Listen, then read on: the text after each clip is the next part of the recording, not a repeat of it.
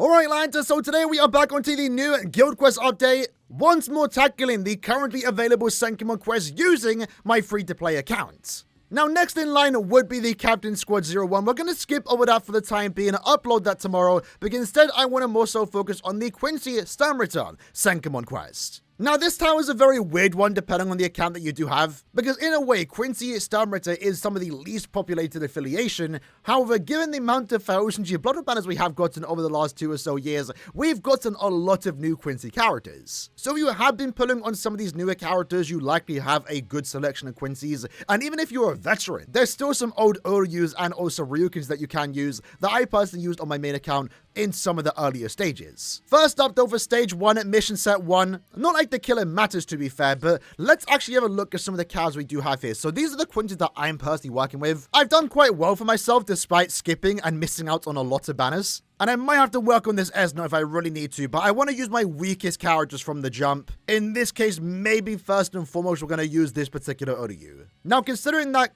Senkaimon is now once more considered endgame content, you know, there is a bare minimum for the character you are using. You likely do want to level up their Transcendent slots and also Link slot level. But for the earlier stages, you might be able to get away from doing that, but it might be a bit tricky to be fair, because look at this damage output we're doing. It's not too good.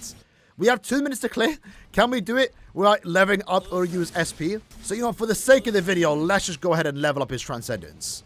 So it actually turns out the character itself only had level 10 Link slots and no Transcendent investment. So we've gone ahead and leveled up his Transcendent slots. Maybe I should go ahead and level up his Link slot levels to level 20 because I can afford it, but I think we're fine right now, in all honesty. So the Vortex is going to help us with the crowd control. When we come against the boss, we should be honestly fine against them. Dodging the Sobom shouldn't be much of an issue. So one more wave on this stage. As long as we clear each stage in like 45 seconds, we are honestly fine. And I'm pretty sure this character also does have weakened defense built into the character Sobom. So when we do use our Sobom against the final boss, we should be doing a bit more damage, you know? So 45 seconds in.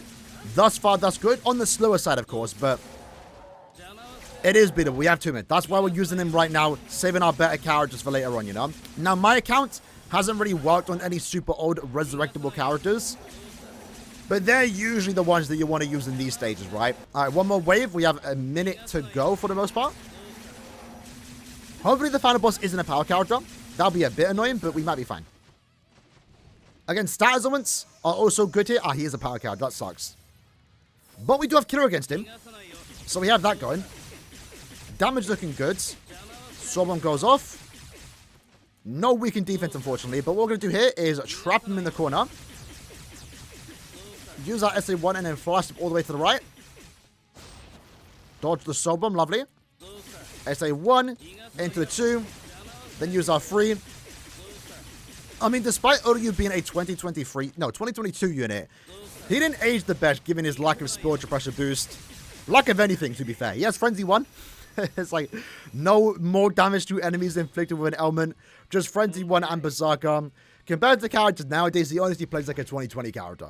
But hey, we beat it. We got use out of him. Honestly, not too bad. There we go. Moving on to mission set 2. And in this case, the role that we are going to pick is range damage times 2. So we can make this quest a lot easier. With that in mind, we're going to continue just using technique characters. In this case, I'm going to remove the strong attack damage item. And this should be good. With the range damage times 2, with Bambietto being an actual decent character. More so with the spiritual pressure boost. And you know, the broad attack, while we hate on it, even though this is a terrible example of how the broad attack does work, is actually really good for Senkaimon. And we also do have burn. We have weakened defense, so we only have to clear in 90 seconds. Once we get into that final boss, we are going to do a lot of damage against him when we use our Sobom. And we could even use the Sobom now if we wanted to, but it's fine. So quite the first bad room. Did not position my strong attacks good whatsoever.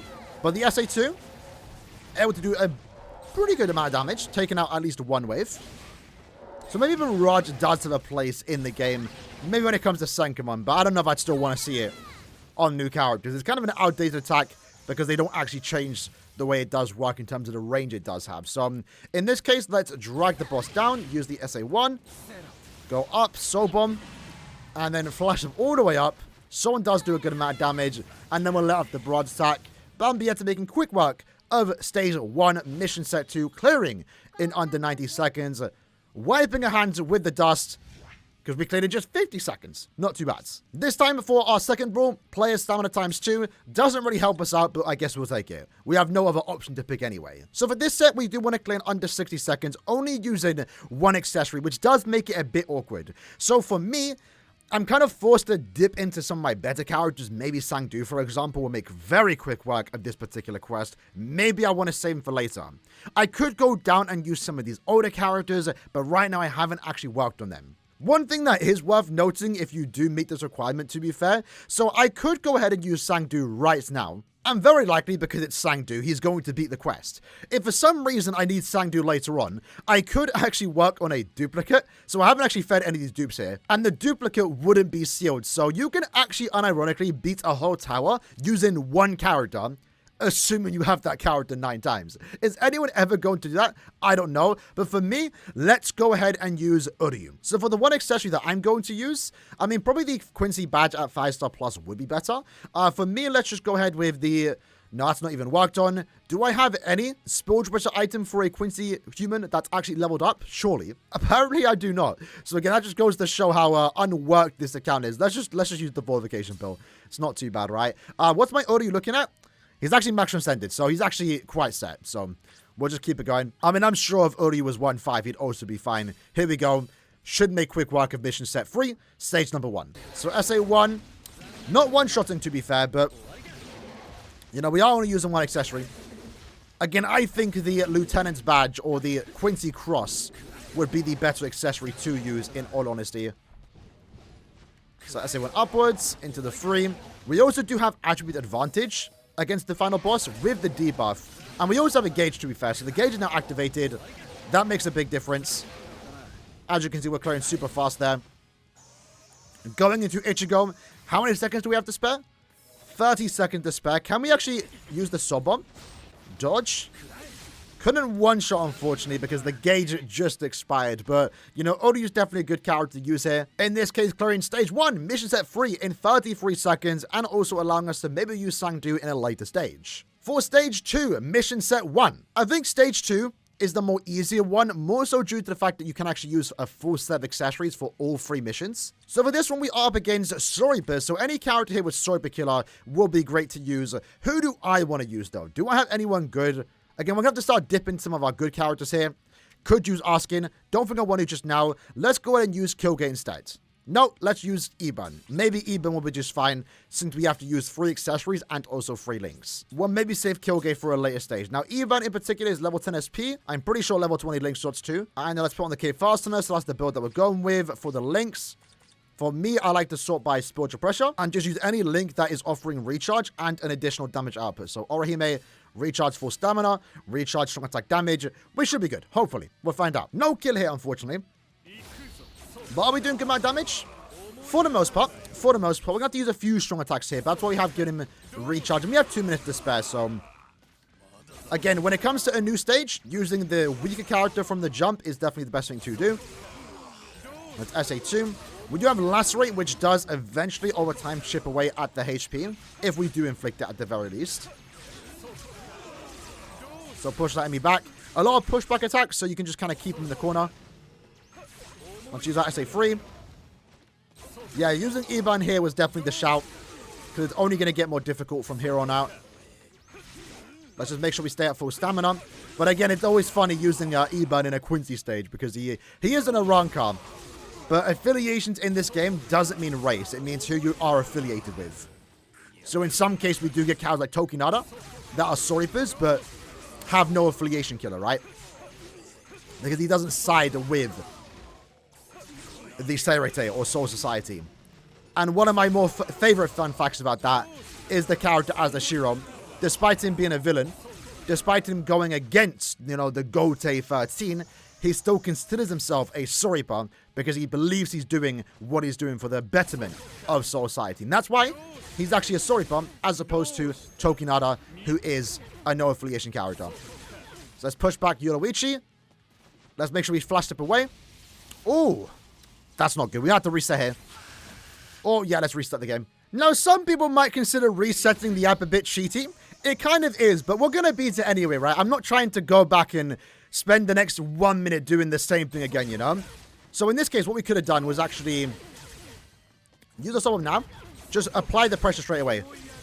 Like that. So I made the mistake the first time, thinking that we had space to flash step away.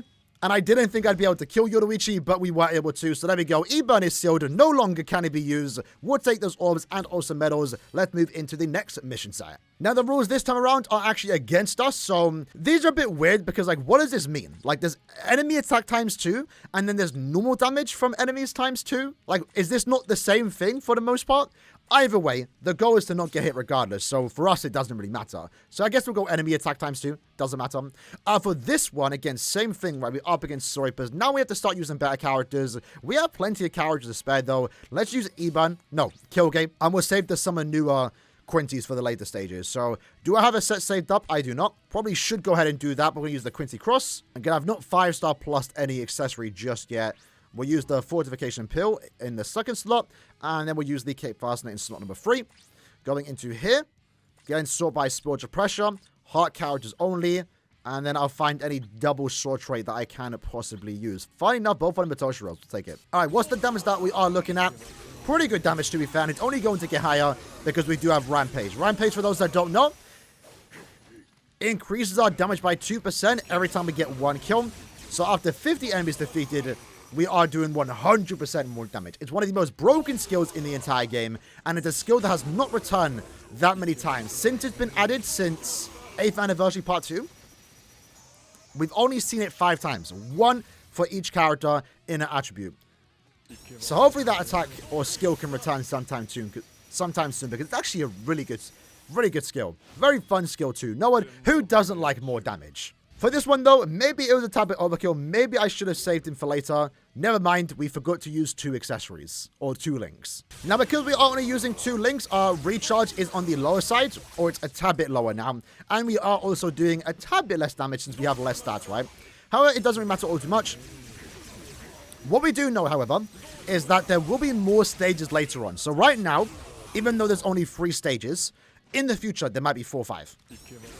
And with that, it's going to get heavily, difficult in terms of the amount of enemies like there are in HP and stuff like that. But for stuff like this, where we are forced to bring less links, normal attack damage characters might actually be the go-to, because they can deal non-stop damage and they aren't tied behind cooldowns like Kyoge is now, for example. So let's go and use our Soul Bomb. Oh, that's not good.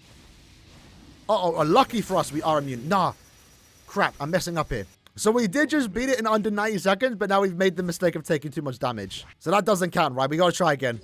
So re-attempting this for the 3rd time. Here we go. Let's just use our SA2 now, then Soul Bomb, and there we go. Yoruichi goes down. Maybe Yoruichi being a boss is quite a nuisance because she does have the paralysis, and it seems like her range in the storm is actually quite high. But there we go. Kyoge is now sealed. Moving on to our final set for Stage 2. Likewise, we have to pick our next rule. Normal damage from enemies ×2. Not like it matters, and we have to only use 1 link this time, so at least we get to still use some links. And in my case, like I was saying, right, when we are forced to bring less links, maybe in that case I'm more inclined to bring a normal attack damage character. So let's just go ahead and use Arskin. Why not? Why not? He should be a good character here. He can poison. He has a vortex, so we can keep the enemy in place, and maybe it feels appropriate to use someone like Arskin when up against Raijin Senkai Yoruichi. Of course, with that though, the standard build, Hollow Bay, with the Golden Chappie, and also a normal Chappie. Alright, so here we go. So we do have to clear this in under a minute's time. Can we actually do that with a Naz character? Because even though they do have like no cooldown, they are still a tad bit slower. Because they can't kill multiple waves straight away. But Arskin's doing pretty good. He is one of the better Nad characters. There we go. So 15 seconds in the first stage. It looks like we are absolutely fine here. Arskin, again, one of the characters here, despite being made for Brave Battles, is really good outside of it. And that's where I'm liking this game mode, right? This new change. Because I'm actually getting a use out of a Brave Battle character outside of Brave Battles. So anything like that is always a positive. However, unfortunately, we took some damage, so we have to retry. Let's just make sure we don't take any damage, because I guess at this point you do notice that double damage from the enemies, right? 1 hit and the run is basically over. But this is what I mean when I say, like, I like somewhat more difficult content. You know, some people would look at it as like, oh, it's a way for Kenneth to push new characters. And in a way it is. For me, it's more places to use really good characters. So when a new character does come out that has some really good stuff about them, it's like, oh, damn, I get to take them into this quest. and have them clear fast and probably be fun units too. Let's use the SA2 or SA3. Can we kill? Yes, we can. Nice, lovely. Because Askin is a character that, you know, maybe I'm using in Guild Quest every now and then. Mainly they are used in Brave Battles. So to get a use out of them here in a quest like this and actually clearing it under 1 minute, I think is actually really cool. And that's what I've wanted and missed from Senkaimon that we haven't had in quite a long time. Only 3 more stages to go. Mission set 1. We want to use 2 accessories this time. Since we have a speed character. Wait, what enemies are we up against? A Ronkan. In that case, let me actually look at my options. So we have Sangdu. We have... Esnot, we have Gremmy. Of course, Gremmy's going to be a very good character. Probably save him for the final one. What's the attribute? Technique. So in my case, let's go ahead and use Esnot for this quest. We have a lot of other good characters to use, but we only need 3 more characters. So I think my go-to plan right now is Esnot for this quest, Bambietta next quest, and then probably Gremmy for the final one. Assuming Gremmy can beat it, right? It's Gremmy. Surely he can. So I'm kind of have to go with a wonky build here. I think we need to use 2 accessories. Yeah, 2 accessories there. And then again, using any soul trait that buffs my damage and also recharge. So there's a few more traps in this quest. Should be much of it. Oh, hold on. We got paralyzed. Hopefully we don't get hit. We didn't get hit, lovely. Gotta be careful of those traps, though. SA1. We also have the EX skill 2. Apply weakening. So if the enemy does hit us with a soul bomb, it should be fine. That's SA2 there. Into the 3. Luckily, it killed that wave despite us getting paralyzed there. And here we go, SA1. Okay, I keep getting paralyzed. Please don't kill me. Oh, no. Okay. Luckily, the paralysis just wore off.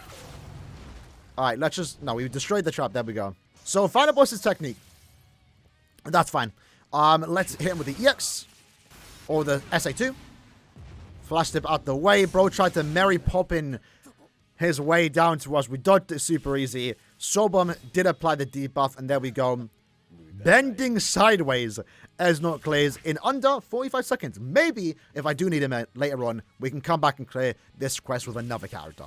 So the rules this time is strong... Oh, that's actually... The rules are actually easier for the 3rd stage. So strong attack damage times 2. That makes it so much easier for us.